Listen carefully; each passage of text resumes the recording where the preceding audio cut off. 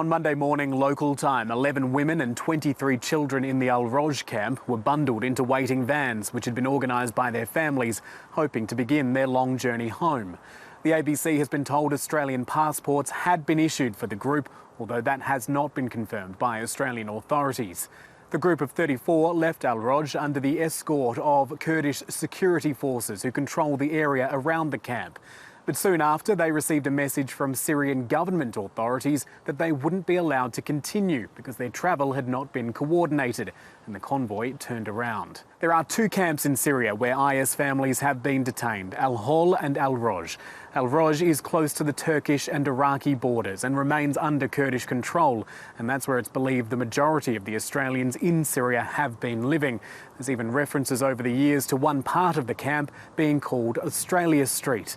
The area around Al-Hol, further south, is in an area under Syrian government control, with authorities reportedly wanting to shut it down. It's a long drive from Al Roj to Damascus, more than 10 hours on the road, and the Australian families are expected to try again.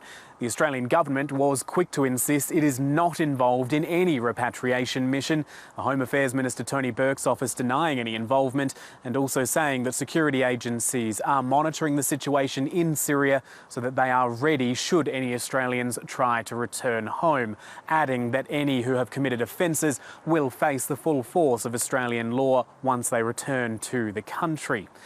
The Australian government is, however, under an obligation to provide things such as passports to Australian citizens, and that has prompted demands for answers from the federal opposition, wanting to know exactly what the government knows about this group, what support has been provided, and what the assessment is of security agencies, whether or not they pose a threat to the community given a prolonged exposure to Islamic State ideology. We know that there have been repatriations in the past, back in 2019 and 2022, and last year a group of Australians made their way back to Australia from Syria under their own initiative there.